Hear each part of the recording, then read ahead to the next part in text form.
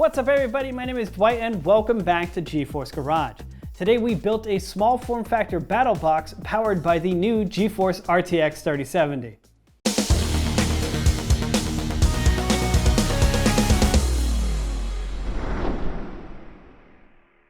The GeForce RTX 3070 is the latest card powered by the NVIDIA Ampere architecture.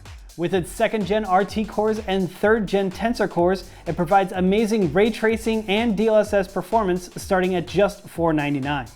At this price, we decided to target our budget for our newest build to be around $1,200, so we can have an entire RTX 3070 powered gaming system that's similar or faster in performance than an RTX 2080 Ti, for roughly the price of the 2080 Ti graphics card itself. To start it off, we paired the RTX 3070 with the new Ryzen 5 5600X processor. Together, they're going to provide great performance with really high frame rates. And then we threw both of those on a Gigabyte A520i motherboard, along with 16 gigs of RAM and a 512 Gigabyte M.2, both from Team Group. All of this is powered by a Cooler Master SFX 650, and we crammed all of that power into a space-efficient Cooler Master NR200P. I really liked working in this case. As I'm sure I've said before, I really like building small computers. There's a lot of things to take into consideration, like the size of parts, what features you're willing to sacrifice going to an ITX motherboard, and obviously wire management. Overall, I think we did a pretty good job with this build. The case really lends itself to building however you want. There's a lot of options for moving things around, like the power supply cage, which I only realized until after I was done, that I could have moved it to the front of the case, which I think would have made wire management a bit easier. Other than that, it was really straightforward.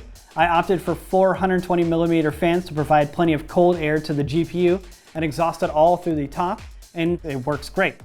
Well, there you have it. Now let's go see how this system performs. Alright, so we're going to kick it off in Fortnite at 1440p at epic detail, ray tracing on, and DLSS set to quality. We kept at above 100 frames per second, averaging around 110 to 120. Over in Watch Dogs Legion at very high detail at 1440p, ray tracing set to high and DLSS set to quality as well, I saw an average of about 75 frames per second. In Call of Duty Warzone on ultra detail again at 1440 with ray tracing, I maintained around 130 to 140 on average. And to top it off, in Call of Duty Cold War multiplayer at 1440p ultra, DLSS set to quality with ray tracing on, I saw a pretty consistent triple digits around 100 frames per second. This is an awesome little 1440p system with the added bonus of access to technologies like NVIDIA Reflex and NVIDIA Broadcast. Thanks to Cooler Master and AMD for providing some parts for this build. And if you guys like this video and want to see more, hit that subscribe button down below, and we'll see you for the next one.